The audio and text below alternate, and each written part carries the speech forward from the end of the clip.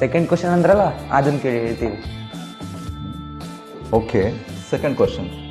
ಕೃಷ್ಣನ್ಗೆ ಕರ್ಮ ಇದೆಯೋ ಇಲ್ವೋ? ಆಬ್ವಿಯಸ್ಲಿ ಕೃಷ್ಣ ಮನುಷ್ಯ ಜನ್ಮದಲ್ಲಿ ಬಂದಿರ್ತಾನೆ, ಆಗ ಕರ್ಮ ಇದ್ದೇ ಇರುತ್ತೆ. ಭಗವದ್ಗೀತಾ 4.14 ಇತಿ ಮಾಂ ಯೋಬಿ ಜಾನಾತಿ ಕರ್ಮಭಿರ್ ನ ಸಬದ್ಯತೆ. ಹಾಗಂದ್ರೆ ಕೃಷ್ಣನ್ ಬಗ್ಗೆ ಯಾರು ತಿಳ್ಕೊತಾರೆ ಸತ್ಯವಾಗಿ ಅವರಿಗೆ ಕರ್ಮ ಇಲ್ಲ ಅಂತ. ಹಾಗಂದ್ಮೇಲೆ ಕೃಷ್ಣನಿಗೆ ಯಾವ ರೀತಿ ಕರ್ಮ ಇರುತ್ತೆ? ಅಷ್ಟೇ ಅಲ್ಲ, ಕೃಷ್ಣ ಇನ್ನೊಂದು ಕಡೆ ಭಗವದ್ಗೀತನಲ್ಲಿ ಹೇಳ್ತಾರೆ, ಅವಜಾನಂತಿ ಮಾಮೂಢ ಮಾನುಷಿಂ ತನುಂ ಆಶ್ರಿತಂ ಅಂತ.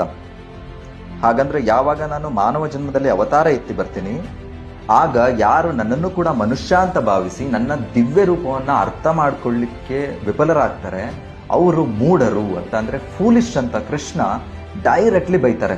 ಇಷ್ಟೆಲ್ಲ ಡಿಫ್ರೆನ್ಸ್ ಇದೆಯಾ? ನಮ್ಗೆ ಗೊತ್ತೇ ಇರಲಿಲ್ಲ. ಸೋಕೆ ಬಿಡಿ ಪ್ರಭು. ಅರೇ, it is not at all okay. Krishna ಭಗವದ್ಗೀತೆಯಲ್ಲಿ ಹೇಳ್ತಾರೆ, ಜನ್ಮ ಕರ್ಮಚ ಮೇ ದಿವ್ಯಂ ಏವಂ ಯೋ ವೈತಿ ತತ್ವತಃ ತ್ಯಾಕ್ವಾ ದೇಹಂ ಪುನರ್ಜನ್ಮ ನೈತಿ ಮಾಂ ಏತಿ ಸೋ ಅರ್ಜುನ ಅಂತ. ಹಾಗಂದ್ರೆ ಭಗವಂತ ಶ್ರೀಕೃಷ್ಣ ಪರಮಾತ್ಮ